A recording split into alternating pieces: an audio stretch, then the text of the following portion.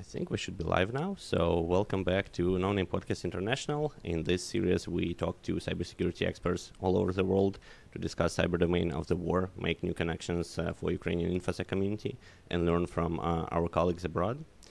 Today, we are talking to Gavin Wilde, who is a senior fellow in the Technology and International Affairs program at the Carnegie Endowment for International Peace, where he applies his expertise on Russian information warfare to examine the strategic challenges posed by cyber and influence operations, propaganda, and emerging technologies. And is usually we spell Russia from small letter. Gavin is also Adjunct Professor at Alperovitch Institute and Cybersecurity Studies. Mr. Gavin Wilde, welcome to the podcast, and it's an honor. Thank you so much for having me. So I guess we start with a quick question, because your biography says that you also speak Russian, and I think there was a time where all of us did, at least to some degree, and even this podcast sometimes had Russian episodes. But do you plan to learn Ukrainian too? I certainly hope to. So I lived in Kyiv when I was finishing up my undergrad.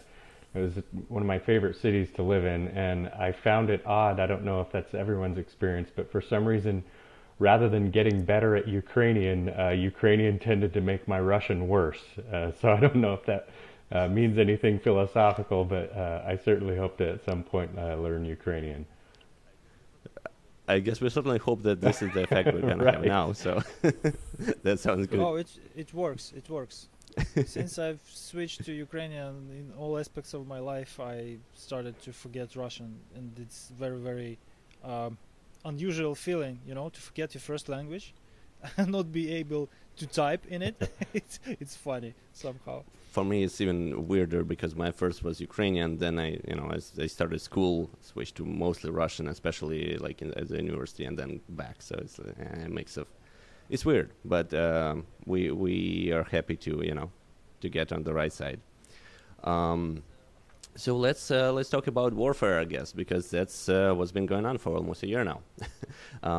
Russian information operations, we keep seeing psychological operations against Ukrainians. We see influence operations on Ukrainian allies as well.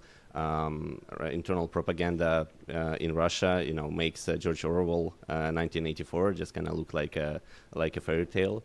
So, what's your overall evaluation of Russian information operations during the war, and how it stands with the cyber attacks and kinetic operations? Yeah. So my sense is that this war, in fact, going all the way back to 2014, gives us the occasion to diagnose Russia's approach to information warfare according to what it has actually accomplished. And I think we have a tendency generally to assume that apparently high levels of activity in the information space necessarily translate to a high degree of impact, whether that can be from offensive cyber operations or information campaigns alike. Indeed, Ukraine has arguably been the victim of the largest barrage of digital operations of both kinds in history. But if we take Moscow's political objective since 2014 to delegitimize the Maidan movement and the Revolution of Dignity, and to deny its central role in the MH17 shoot-down, to paint Kyiv as an aggressor, and to ultimately bend Ukraine's geopolitical trajectory toward Moscow, this barrage has proven a catastrophic failure. So much, I kind of attribute it similar to Hitler's attempt to bombard London into submission in World War II. Instead of doing that, they kind of galvanized the very sentiments and responses in Ukraine that they were initially designed to degrade. So they've backfired in a sense. So when we shift our focus on the degree of resiliency and response and ultimate outcomes like that, that paints a different picture than what we usually focus on. Like I said, the level of activity and the threat in the information space. We have whole industries and bureaucracies dedicated to quantitatively measuring and mapping the latter, but that often tends to distract us from the former, which doesn't lend itself as easily to the data-driven metrics or cluster maps. But that resiliency and the response is really what matters, that capacity to reconstitute both digitally and societally. And I think Ukraine has proven adept at both, certainly over the past year, but I think going back as far as 2014. Yeah, I like your comparison, like to Barrage, because I recently just looked up a few keywords, that typically used in Russian propaganda, especially for Bandera, the kind of one of the most radical, pro-Ukrainian but kind of radical leader that even split Ukrainian community a while back. And if you just see the number of mentions, like in Google Trends, it's a huge spike in 2014, right before the action started, and in January 2022, which is, it seems like a very reliable kind of signal that the war is going to start. So I guess here is where I'm interested to a little bit like deviate from our plan and just ask, like, have you seen such... Right, of course. But still, I wanted to ask whether you see such correlations with Russian propaganda. I think certainly. I think for me it highlights the need to avoid the temptation to look at the information environment as if it's a linear environment where you have, as your co-host said, that it's tempting to look for causality and cause and effect and A plus B equals C, but it's much more of a chaotic environment, a complex environment where every step you take within the game has a way of changing the rules, and every effect you have creates ripple and secondary and tertiary effects that are impossible to foresee and predict. And so I think that's, again, one of the weaknesses of this idea of kind of information bombardment is it kind of assumes a non-dynamic environment. And of course, especially when you get into hearts and minds, much less bytes and bits, both of those environments are just very dynamic and very fluid, and they're hard to control and predict. And I think that's where Moscow has probably learned the hard way, or perhaps not learned at all, that control and prediction in the information environment is much easier said than done. Right. Indeed, we saw a lot of psyops against Ukraine, and Russia uses different vectors, different technological means for this, deepfake videos, various narratives pushed to scare people, just like the one I mentioned. So was there anything unexpected from Russia, like from your point of view, or do they play the same playbook? Do they evolve somehow? So I think in my view, the playbook seems to kind of consist mainly of, variety and entrepreneurialism and opportunism. So kind of throwing spaghetti against the wall and seeing what sticks. Like any government, I think there's certainly an imperative to be visibly seen doing something. And like any commercial outfit that's angling for a government contract, there's incentive to attract attention and notoriety, whether you've actually had any real impact or not. And like any organization, you want to show creativity by leveraging cheap and available or new technology. So what I think the war has changed about the playbook is that all of these different actors in the information space in Moscow can't service simultaneously all of the different factions that they need to with any kind of narrative consistency about the state of the war. So Moscow's propagandists now have to juggle between, pleasing Putin and the Kremlin on one hand, provoking fear and outrage in Ukraine and the West on the other, and now kind of servicing this hardliner constituency on, Telegram under, Prigozhin and Kadyrov. And even at the higher levels, I think this has led to more incoherence, leading people like Margarita Simonyan and Solovyov and those types to contradict themselves on a nightly or weekly basis. And even somebody like Peskov from week to week, as we saw, around certainly this time last year, can't really keep up with the kind of shifting imperatives of wartime. And meanwhile, Putin's relative silence really keeps everyone guessing at what their talking points ought to actually be. And so I think the kind of entrepreneurial and opportunistic approach that they have taken was hard enough during periods of relative peace, but during wartime it really becomes untenable and makes maintaining a consistent narrative just almost impossible.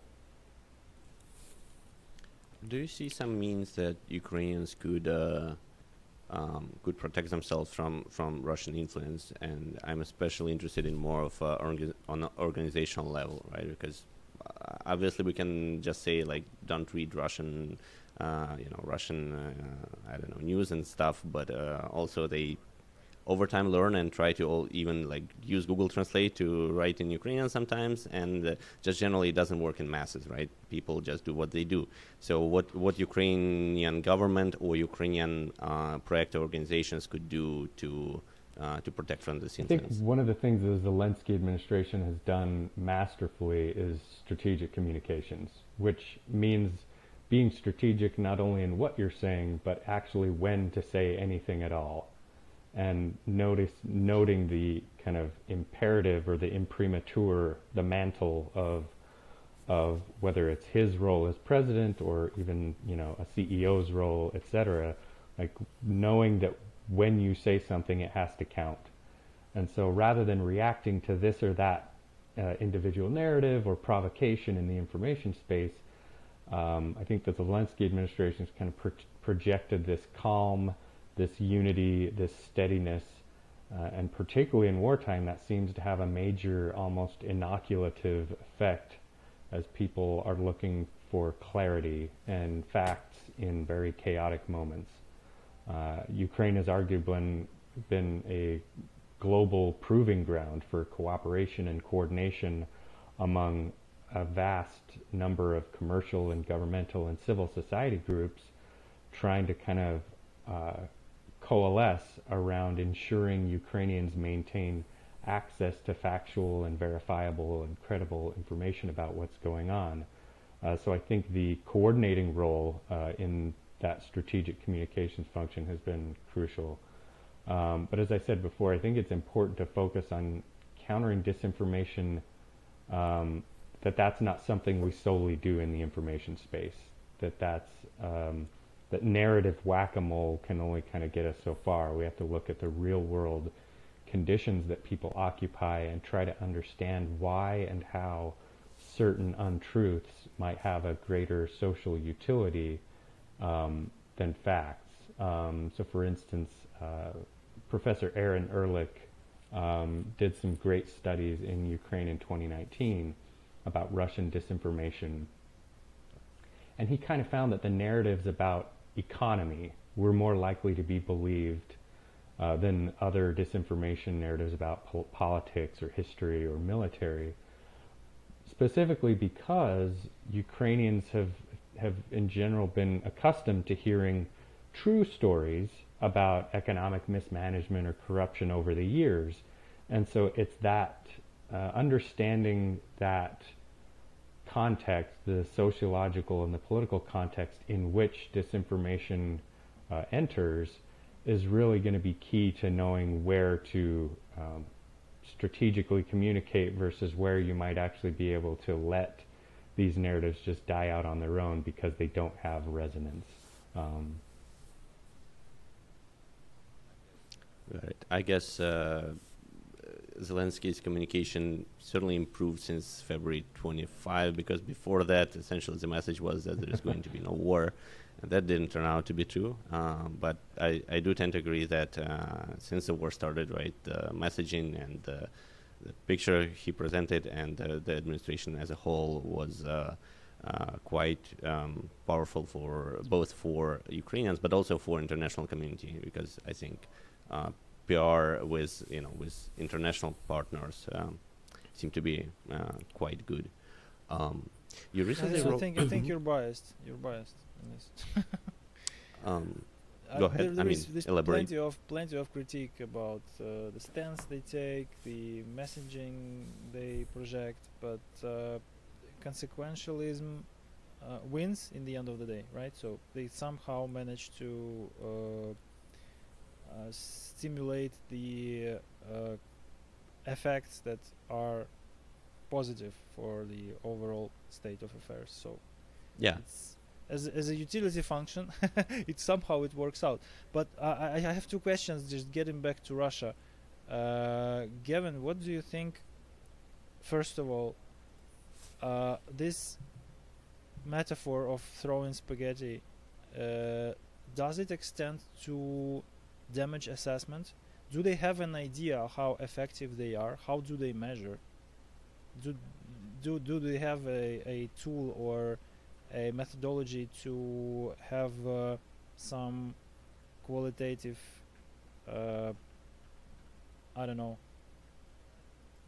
measurements of how effective their operations are in the information space, or they just do the best they can and hope that the results will be in their favor? And the second question, did they outsource a lot, like internationally, before the war?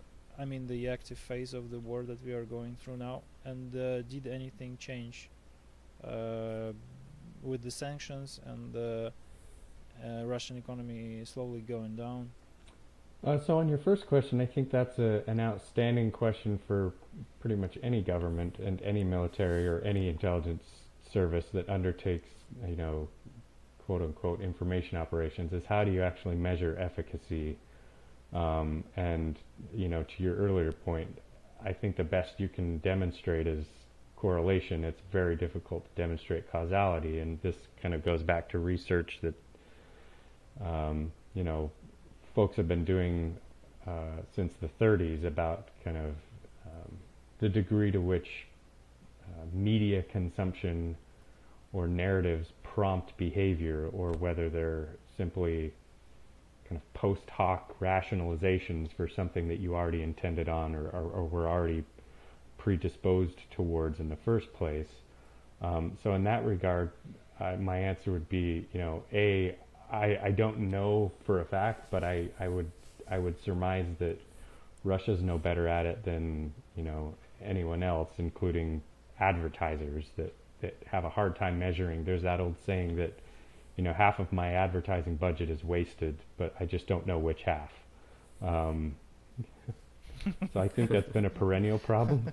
Half is very is very optimistic as a guy who spent some advertisement budgets in my past. I say that 50% efficacy is right, very and high. I think that extends to your second question even, and this is very theoretical on my part, but I think that extends even on the international level of the degree to which states or societies are acting in their own kind of self-interest, or what they deem to be their self-interest, that aligns with Moscow's objectives, and for which the propaganda just provides the kind of veneer of causality.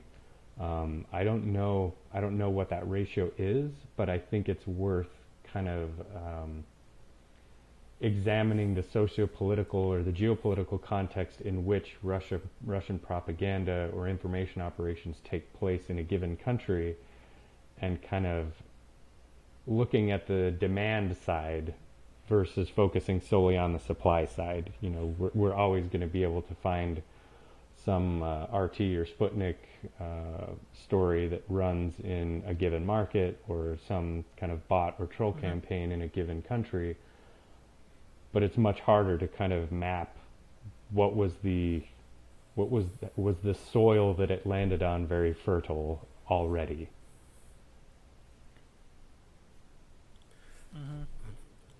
I also want to come back to this, contradiction, right, in Russian propaganda that you mentioned. So I think it's also kind of, if you look at it, it really looks silly. And from my naive kind of look at this, their propaganda, like, okay, at this point, at least I would understand there is something wrong, right? Okay, there's obvious contradiction.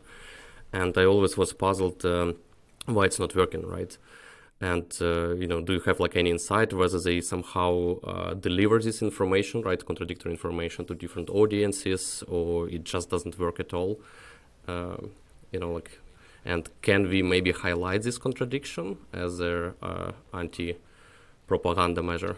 So this cuts into what I would call and as one of you mentioned before, kind of the social utility. I think the problem with pointing out inconsistency in the narrative, like factual or otherwise, almost kind of assumes that people naturally or inherently seek out that which is factual, when in reality most human beings really seek out narratives that will give them the most social utility, that enable them to survive and thrive in their own cultural or economic or geopolitical status. And I think that extends from the individual all the way up onto the international stage, again, kind of theoretically. So I don't necessarily think it would be... It's not theoretical, I guess. It's very visible in practice, because they do not have any trust in their social institutions, because they lie all the time. But the presumption is that okay, they lie, but they know what they're doing, so we will let them continue lying because it's all for the greatness of Mother Russia. That makes a lot of sense, because this is their social utility function in the end, right? To be a superpower. No matter what is the cost. Meta level. Yeah. Nice. Meta belief. I never thought about it this way. It explains a lot. Yeah. Gavin, recently you wrote a paper, No Water's Eagle, Russia's Information War and Regime Security, where you state that regime insecurity, not expansionism, lies at the heart of Moscow's aggression in the information space. Could you elaborate more on this, and what was the main message? So Justin Sherman, my co-author, and I basically did a kind of historical and documentary look at how Soviet and Russian leaders and policymakers have approached information as a kind of blunt instrument, first and foremost, and how the Kremlin views its own role in wielding that instrument.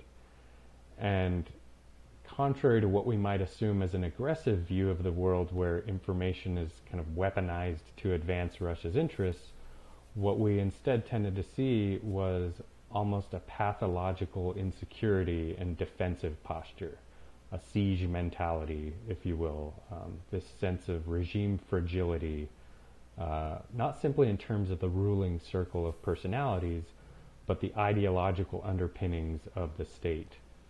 And that's why we conclude that while it certainly services Moscow's foreign policy aspirations, their information warfare thinking has its roots and motivations far closer to home. And all of these structural advantages that came about as a byproduct of the media and internet boom of the 1990s in the West are relatively easy to paint for Moscow as this grand conspiracy designed to keep Russia down, and also as a scapegoat for their own kind of governing failures.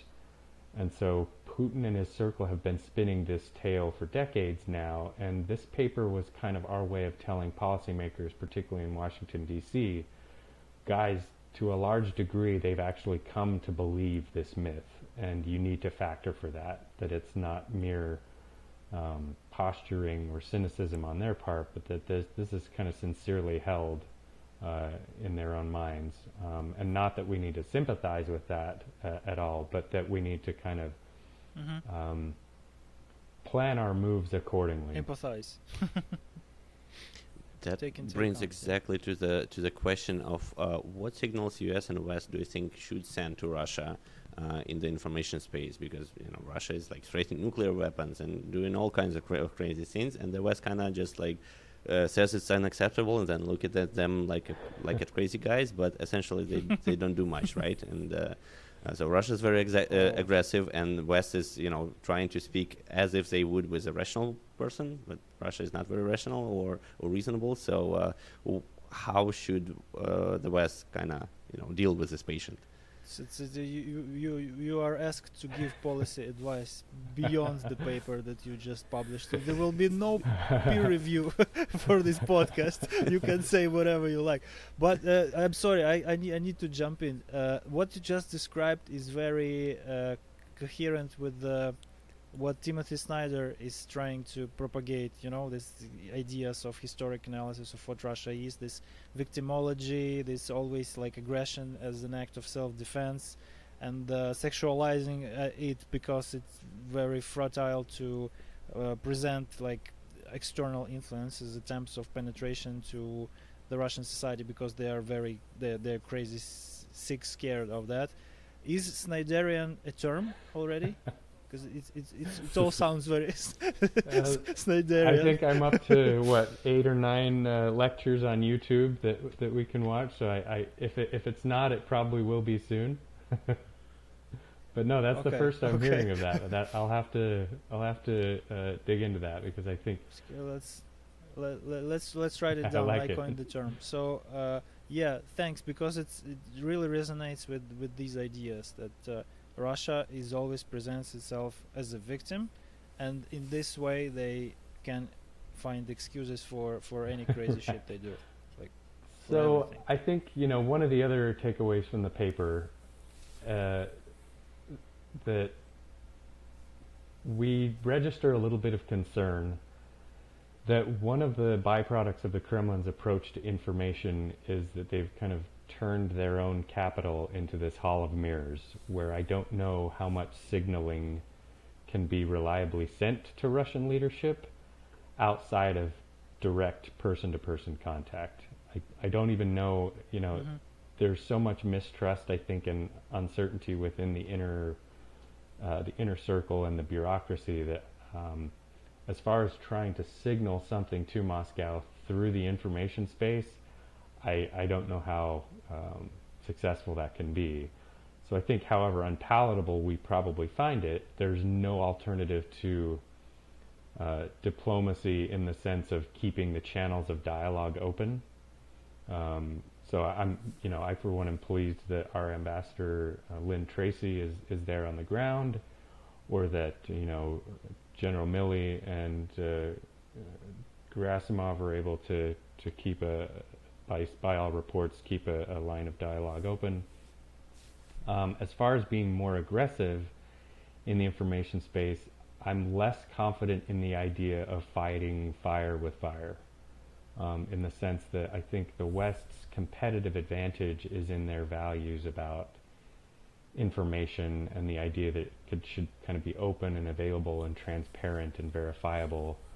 And I think adopting the Kremlin's view that the information environment is little more than a place where narratives are controlled and manipulated on either side seems fraught with risk, not the least of which is I think we risk breeding the very apathy and distrust and confusion in the information environment that Moscow seems to want by treating it as nothing more than kind of a battle space of narratives where actors can necessarily control more than they actually can or do. I think that's so we need to somehow acknowledge and factor for Moscow's cynicism about information without adopting that same cynicism ourselves. And I think Soviet history in particular shows that humans and their experiences are far too complex for that. And so we shouldn't give them more credit than they're due, even though we will always have an overwhelming supply of indications about their intentions and their tactics to try to manipulate the information space. They're probably more successful than we'd like, but at the same time they're far less successful than I think they wish they were. And where they do have success, that should probably lead us to draw more conclusions about the target environment than it does about necessarily their degree of prowess. And I think over time, it might not be apparent in the moment what they're doing, or that there is Russian influence to certain narratives. But I think over time, as we look to their propaganda from Soviet times in the 70s, and then since 2000s, retroactively, I think the world comes to a notion that okay, this was a lie, this was an influence, this was a propaganda, and this is what actually happened. And then there are podcasts about it, there are programs about it, and so the world over time learns the truth. It's less morally exactly. satisfying, and it takes longer. But I think personal experience sooner or later overcomes even the highest degrees of propaganda, because at some point that cognitive dissonance isn't sustainable for a society or an individual. Somehow it seems sustainable in Russia and for Russian army, but to sum it up, your advice is not to start to play the game by the rules, not to try to outsmart Russia in their own game, but just continue to do more of the same, project truthful, checkable, factual information, and spread it as intensively as possible, right? Just not to undermine your own credibility, because once you start playing Russia's game, you cannot out Russia Russia, right? Bingo. It's out Russia. One more term, I like it. coined by me. It is soon to be award-winning episode.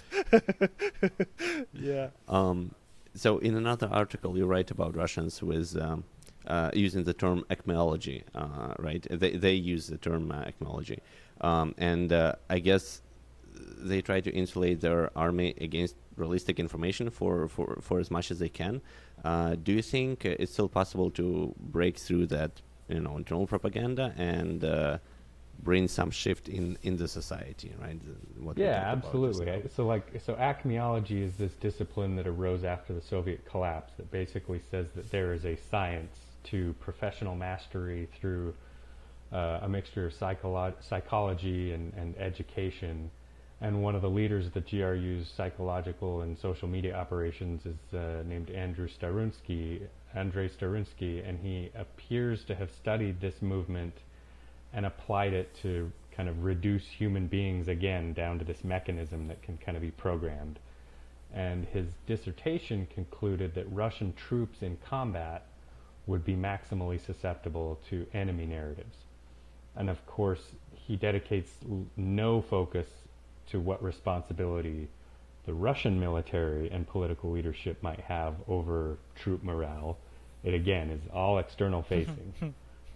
Yeah, of course. Because why? That abdicates all responsibility for maintaining troop morale on their leadership. So this is where internal propaganda tends to break down. Whether you're Lenin or Stalin or Putin, and you blame every bad experience on foreign actors, and then you take every effort to effectively eradicate the influence of those foreign actors from your information space, but your people still continue to have those bad experiences, sooner or later their personal experience is going to become more powerful than the propaganda, even if they have little access anymore to any outside narratives. So I am optimistic that it's possible to break their propaganda, but the most effective break, I think, will come from those citizens, those troops, and even Russian elites themselves kind of grappling with the growing and massive gap between their personal experience and what they're being told. And that dynamic, as I said, I think history shows that it plays out, as you said, Ruslan, and I have to hope that it'll play out again. I don't know the degree that we as outsiders, the U.S., the West, can play a decisive role in that process, but I certainly think we can play a supporting one. There was, in the era of samizdat and all this Soviet dissidents movement, there was this saying, есть обычай на Руси ночью слушать BBC. Right? Supportive function cannot be underestimated. Right. Yeah, just spreading like propaganda in its essential meaning. truthful information, but intensively. Well, and this is where it kind of breaks into that lexicon of, whether you're talking information operations or propaganda or strategic communications, like they all become very fuzzy very quickly, but they essentially break down to who's communicating most effectively and how. And I think the how is where we, in the West, in the U.S., can actually have a differentiator that poses an alternative that gives that gives Russian citizens or Russian troops even kind of something to compare their experience to. May I throw in a provocation of a sort? So there was a time a few years ago when our government, in their eternal wisdom, has decided to ban Russian social networks and information outlets and a bunch of other media sources. And you mentioned this possible strategy of shaping the environment. Can it be shaped technically? Is it a good idea? In hindsight, it looks like it is, because if you are biased to status quo and you think that Russia will not ever invade full scale, then maybe you could argue that banning sources of information is threatening citizens' rights to access information and blah blah blah. I was very fond of this idea of this counter argument to their decision, but now apparently when everyone is tired to use VPNs to access Yandex Maps or some other bullshit that does not compare in quality to anything available, but still just people like it because, I don't know, culturally it's closer to them. Now no one uses it. Maybe someone still does, but I use taxi services a lot, and I didn't see Yandex Maps for a very long time. And this like can be attested as a proof to a point. So my question is, do you support these? I don't know. Is censorship a right word? These limitations of the environment for the sake of information security, or do you think that there should be other balanced ways to approach the problem? So I would caveat my comments with the acknowledgement that I'm fortunate enough that this question has never had, the kind of existential implications that it has had for folks living, with the consequences of Russia's behavior, like yourselves and your families, and those in other areas that Russia threatens with force. In general, I'm a adherent to probably the latter, that content moderation, for lack of a better term, is necessarily the panacea of. I'm much more an adherent to the idea that transparency, regulating transparency, and letting the consumer or the reader, if you will, discern for themselves. But I'll be honest, this war does pose wicked problems like this that I'm not sure. I don't know that I have a hard stance developed on that yet, or rather, if I did before, I have less of one now. Fair enough. Because again, as war has a way of kind of reshaping imperatives. So I think it's a different story. For instance, I think it's a different context for, Ukraine, for instance, deciding that we're not going to allow RT to broadcast here than it would be necessarily for New Zealand or something. Like the contexts are different. They're hard to compare. So I don't know if it's possible to do a hard and fast rule around your values on that score, but generally, I would say I'm less an adherent to the idea that censorship or content moderation is a strategically wise move for democracies that are trying to pose an alternative. I would maybe add here that no, I'm not trying to argue. I've just came up with this idea that this might be a good way to influence this situation, the overall situation in the environment, based on two strong arguments, as I think. So, first of all, we cannot play with Russia by the rules. If we are thinking about limiting or not limiting some sources of information, we should first assess whether before saying that we have a bunch of moral principles and values and they do not allow us to do so, we first need to check whether the opposite side follows the same set of values and principles, right? So it is not discrimination if they do not value those principles themselves, right? And second,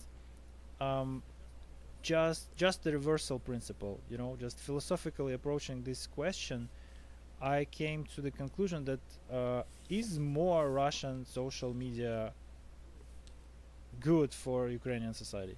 It's not, and maybe less Russian social media is better. And I now try to imagine the difficulty of strategic communication and keeping nation together in times of war with unlimited access to Vkontakte or Odnoklassniki or whatever, and I'm genuinely scared of this possibility, and I'm very thankful that it's not the case.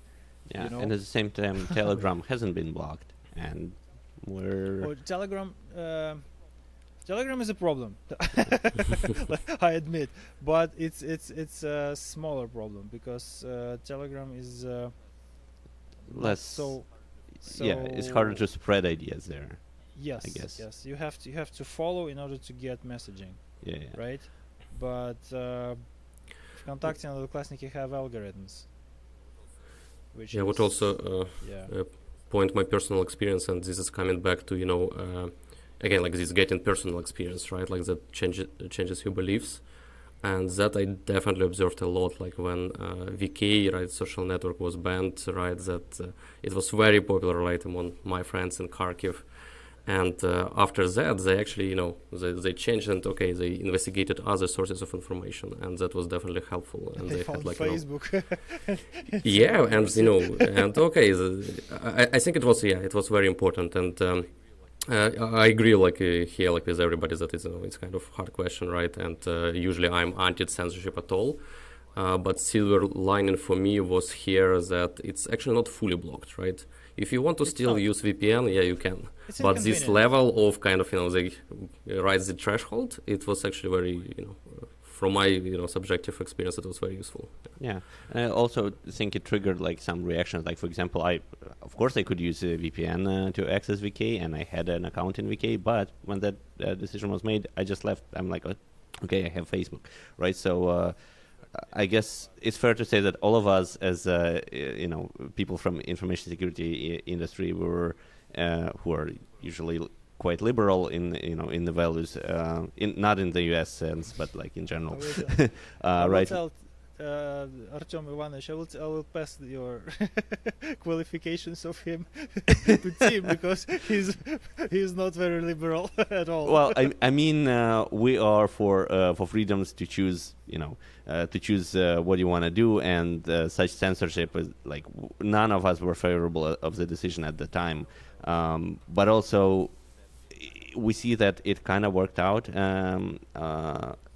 Value for security, Yeah, but also that doesn't give any guarantee that similar decision will work again. It's like you mentioned, Gavin, the environment is so dynamic and chaotic that now in hindsight we think that this was a good step and good decision, but there were also so many other factors that who knows how else well, and I could think play. that's So the key point is probably the expectation management. I think from in the United States, there's a good example of rather than questioning what it means about how our own journalists perform their function or how our own politicians perform their function, you can remove certain accounts from social media, or you can remove certain groups, but those groups aren't themselves physically or mentally, they're not going anywhere. They're still going to exist. And so you might very well see their susceptibility or their propensity to certain behaviors simply crop up elsewhere. And so I think the focus on the proprietors of certain information, again, kind of gives us license to stop being introspective about our own institutions. Like, are our journalists, is our journalism industry working the way it ought to? Are our politicians,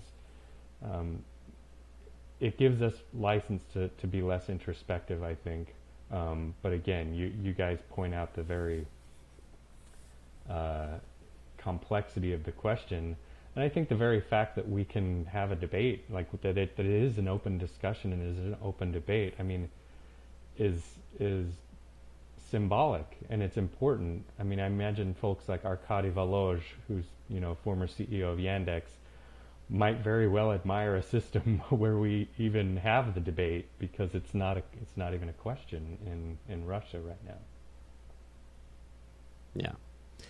Recently there were different articles, voicing concerns about the danger of supporting Ukraine with technological means, and now we also see that Starlink reduces support by limiting the use by the military. And while those are kind of tricky questions from, law perspective, but such narratives are picked up and used well by Russian propaganda, obviously. So do you think, could it be part of information operations that resulted to these concerns, or is it just, like we said, it's just chaotic environment, sometimes not the best decisions are made? Can I clarify the question very briefly? Okay, go ahead. The Starlink part, just for your information, nothing changed. Okay, so this was more for of last year, informational. Nothing changed. Yes, this is purely reshaping the official stance of SpaceX support in this regard, in the way that is favorable to Russian narratives. That's it. It's a pure psychological operation, because no changes were introduced. Absolutely no changes. So I think more broadly, I would say this conflict has kind of been a wake-up call on a number of fronts. It's shown multinational corporations that they are neither immune from geopolitics, nor can they realistically attempt to claim neutrality without incurring the costs of one kind or another, commercial, reputational, you name it.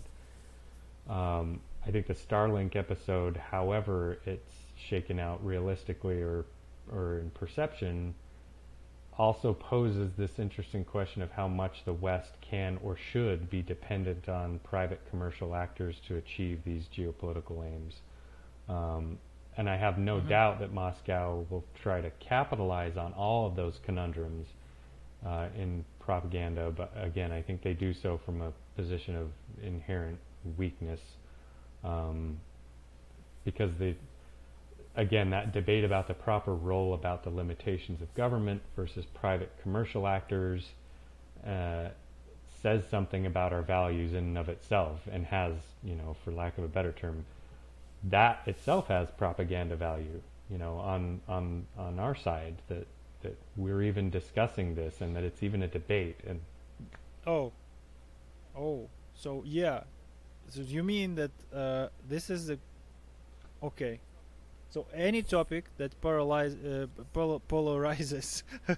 polar bears polarizes a couple of groups at least, right? It will be weaponized, and as soon as we have something to debate, they will jump in and start to galvanize it and scale it and up, I think it's a valid counterpoint for us in trying to, to compete in the information environment, to point out that, look, hey, at least we're even able to have the debate. Like, contrast that with the types of systems where, Yandex can be cannibalized in service of the war, where corporations can simply be nationalized to feed the war machine. That's, the fact that we have a private entities that are choosing of their own volition without, the White House or Brussels or anyone else kind of forcing them to do anything, that's an interesting counterpoint. That's actually the rumor says it that the SpaceX has decided to create a separate company, having having satisfied all the regulations of export control, dual use technology, and all the other stuff, in order to solve this problem. Because currently they do it like with a workaround. They pass it to civil entities, and then these civil entities inside Ukraine pass it to military, and this is like against the policy. But Right. they still do it, right? But they cannot confirm it officially. And every time a military serviceman dials into their support, what they hear is, can you please reshape your request, because we cannot satisfy it even when formulated like this. We are civil technology firm. Yeah, it's kind of funny. They do their best, really, and it's not fair. I'm not like the fan of their approach to business, but what they do to Ukraine is, I don't know what to compare it with. Maybe with Microsoft. I mean, like from a private entity. This support is, it's paramount. It's essential. I think it's going back to the notion that there are many things that we'll learn over time, and there are already, we can see some examples where the declared stance or support is one, which maybe not as efficient as we would like, but the actual actions under the radar are different. That goes to Israel, that goes to like SpaceX and like many other companies and countries. So yeah, I guess we'll just learn more over time who actually did what. What are your thoughts on preventative offensive information operations, right? Should counter-propaganda or even cyber operations be used against countries that that do aggression in the cyberspace? As I said before, I'm kind of less of a proponent because I think it risks gambling away some of those competitive advantages that we talked about, and in particular, again, so much of this is unknown and unknowable. As you say, we'll probably find out in the page of history, but at least at present, I think they're of questionable efficacy and impact. And I think even more broadly, at a meta-analysis, I think they risk signaling to adversaries that they can suck up very valuable time, resources, and energy at very high levels of our national security bureaucracies at very little cost. And in my estimation, focus. Yeah. So I think focus on defense and security. Yeah. And I think that we, we need to move the conversation away from kind of militarized terminology like offensive, defensive, and even, operations, because that, again, supposes the information environment's kind of subject to the same dynamics as we see in the physical world, when it's more complex than that. And I think instead focusing on effective communications and a compelling narrative grounded in fact and combined with other elements of statecraft like diplomacy. For instance, the Biden administration's disclosures of intelligence about Putin's intentions around this time last year, I think are a good example of that. And whether we want to term that preventive, offensive information operation or just good statecraft, I think either way that's probably more effective than the kind of one-off intrusions through offensive cyber operations or a social media campaign, etc. That I think are probably more. It's harder to gauge, as we said at the outset, how effective those are. Right. Alex, do you wanna? Oh, sorry, Vlad, you had something? Yeah. I just maybe wanted to discuss it a little bit in more detail. So, for instance, just for my understanding, I'm not an expert in this. so there are social networks. Social networks prioritize certain type of content, right? That's not truth normally, because truth is not interesting. It's boring. You prioritize hate, you prioritize fear, you prioritize anything that prompts acute reaction, purely emotional, right? So it does not prompt for fact checking. It prompts for shares, likes, dislikes, whatever, hateful comments, whatever, right? So some action. And the content that generates more reactions, it's then prioritized further, and so on. As far as I know, there were at least attempts. I don't know how successful they were, but at least before the latest presidential elections, right? There were attempts to stop or to degrade the functions of certain agencies in Russia that were directly, like, positively identified that once directly involved in propaganda and influence operations. So this is one approach, and yeah, I don't know how effective it is, but it still, they reported it, so money were spent from federal budget. And there is activity of identifying and dismantling bot networks. Is there anything else? Because shouting truth at your audience doesn't work. It won't be prioritized on social media, right? Is anything else on social media or related to social media that is actively employed as counter offense of this type of operations? Sorry for using this terminology still, but no, I mean, I think that's a tough question, but I think at the core, a lot of our focus on social media rests on the assumption that that's where most people live and shape their opinions, and I think empirically that's which is not true. Empirically that's tougher to pin down, and B, that there's a causal link between what we're seeing on social media and bad behavior, whereas you say, like, there's hateful content, but ultimately if it reaches people who themselves are not hateful, it's not going to matter. Like, there's already going to be some pre-packaged receptivity to a specific narrative that we have to address. But in general, I think this cuts to as far as social media goes, I think this cuts to the earlier point I made that if we assume that the reports are true, or that, what President Trump said about, the United States disrupting a troll farm, again, that signals something very significant for Yevgeny Prigozhin, right? That I hope it does. well, that a room of students posting content on social media that has undefinable impact can occupy the resources and the attention of one of the premier intelligence communities on Earth, one of the premier military forces on Earth. That's a pretty powerful signal for good or ill, and I'm not sure that the signal that we sent necessarily is one that we wanted to, because that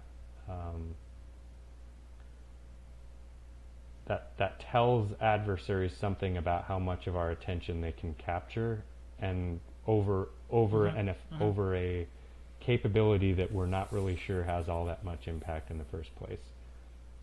So it's more morally satisfying, but it's not necessarily strategically. It's maybe economically suboptimal. Yeah, that's true. Yeah, thanks. Is it a different situation, like when we talk about these troll farms which operate inside Russia, and like some network of spies and whatever organizations that push Russian narrative, right, in other countries, right, in Europe and US? Because there you have legislation, and if you show the connection and the bad intents, I guess you can kind of follow actual legislation, right, and just show it that that they were punished, right, or expelled or whatever, right, for a reason.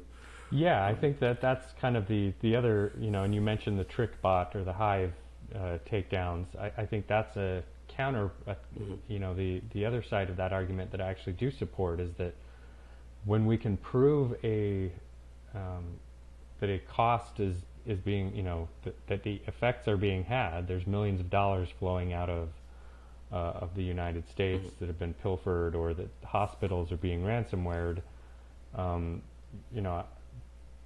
assuming it's the correct agency or department, Department of Justice or that's taking the action, I think there's certainly room for creative ways to disrupt those operations.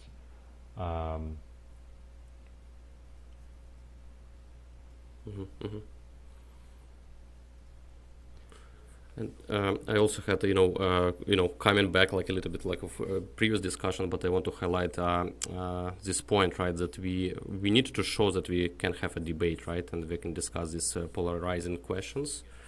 And I guess this is like to the point that Vlad mentioned, right, this problem with social networks, which actually try to opposite, right, try to show that we actually argue on these polarized questions like in a bad way, right, that, okay, there is really different groups of people and so on and so forth. So here I do feel like, something can be improved in social networks. I'm not sure if you have any thoughts in terms of how technology can help us and what should we change in algorithms or maybe in interface, how to make this discussion more kind of calm. But I still see like, in Twitter, it's not a platform for that. Yeah. You mean, is there a way to continue the debate without actually polarizing positions? Yeah, kind of, make them calm, critiques? make them. Yeah, because I think like, I can of course like hypothesize, but like Russians, they see like on a Twitter there are lots of debates, with lots of kind of hate speech from different groups. How can we calm it down so to actually show it more that we are debating, we are not hating each other and so on, right? I think I have an idea, but it's not very good for Right. business. So they won't do it. I think that's the primary conundrum, as you all pointed out earlier, that the real commercial imperative is for engagement, and from what we've been able to tell so far, the biggest thing that drives engagement on social media is outrage, and whether it's righteous or otherwise. And I don't know how you solve that. And I think a lot of amazing work has been done in the past decade to kind of help us understand how narratives and outrage are amplified and flow across communities online. And there are advantages certainly to helping us understand and counter mis and disinformation from that work. But I think we've probably become hostage to what we can measure in that environment, and drifted into the assumption that we're necessarily seeing an accurate reflection of human complexity in vast collections of data, which I don't think is necessarily the case. And so I think our focus on technology has given us a great understanding of how narratives work, but have perhaps distracted us from much deeper questions of how identities are formed and how behaviors are generated. The answers to those questions I don't think are going to be limited to algorithms or even media consumption in general. I think more qualitative research that digs into things like ethnicity and gender and political affiliation and sexuality and religion, elite dynamics, and all those very human things that are not very possible to measure through technology are where answers to that question lie. But I think in general we've kind of exhausted the limits of our understanding of those dynamics by keeping our focus on social media.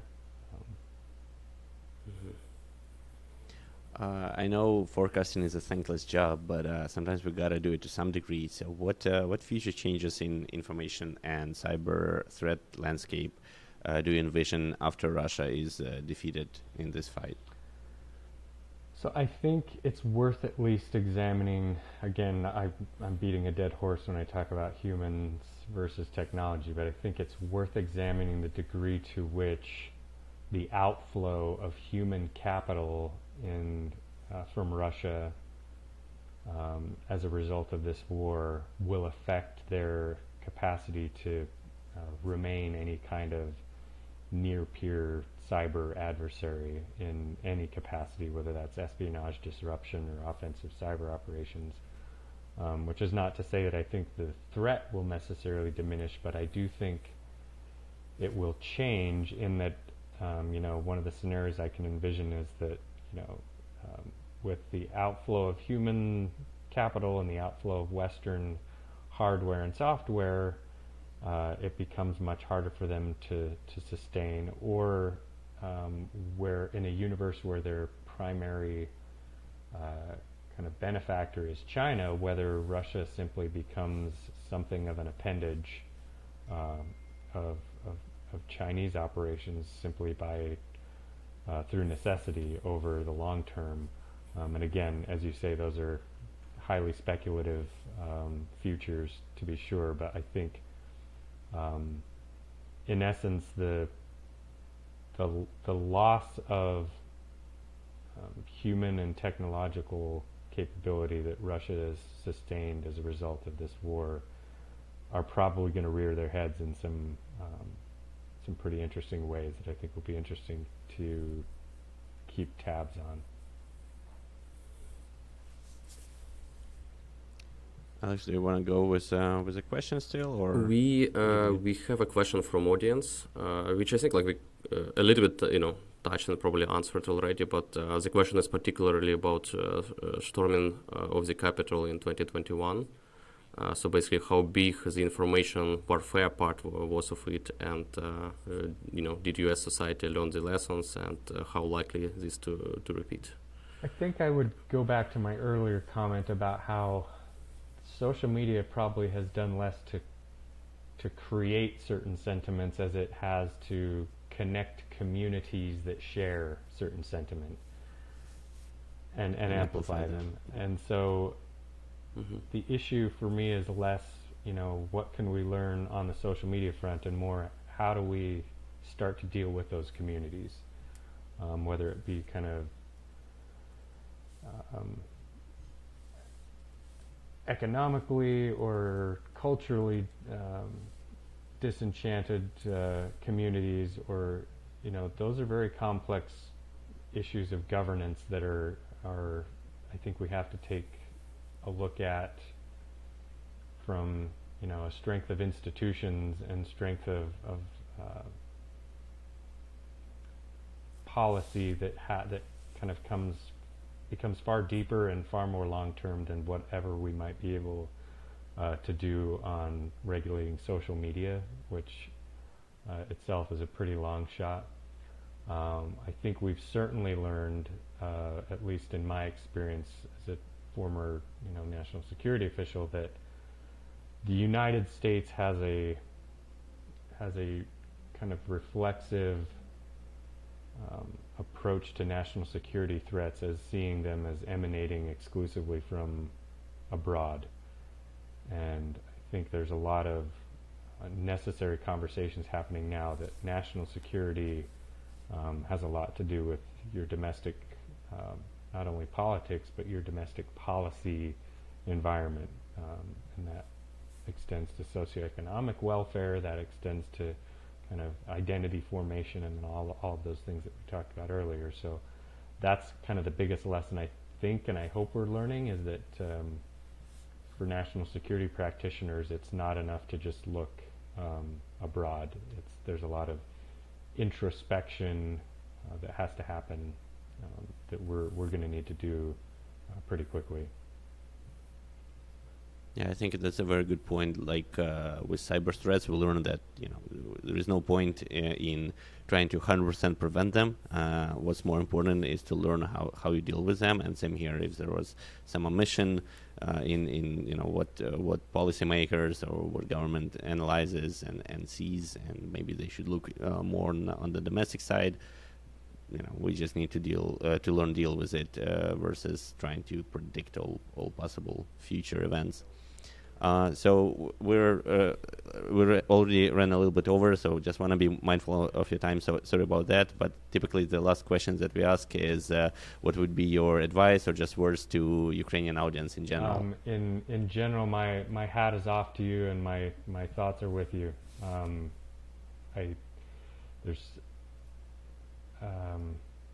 It's been inspiring to watch from this vantage point how my own expectations were radically off base. I can admit, and that's all due credit to the strength and resilience of the Ukrainian people. So take heart and know how inspiring you are to those of us watching from Safe Remove.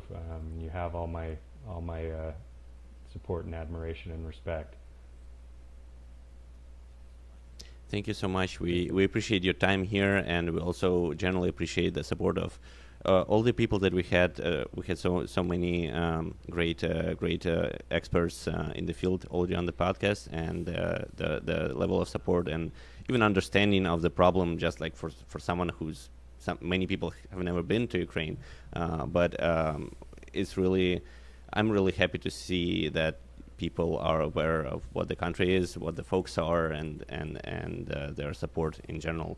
We also always encourage all our listeners to also support Ukraine by any means that make that are reasonable to you, whether it's talking to your representatives or donating to a fund of your preference, or just helping your acquaintance Ukrainians. So please do that. We appreciate every bit of help. It's every little bit of your help is very valuable, and the only way for us to win is together, because let's be honest, Ukraine on its own would never be able to stand, but thanks to all the cooperation we do, and we will win. So thank you so much, and be safe, everyone. Thank you, gentlemen. Godspeed and good luck. Thank you.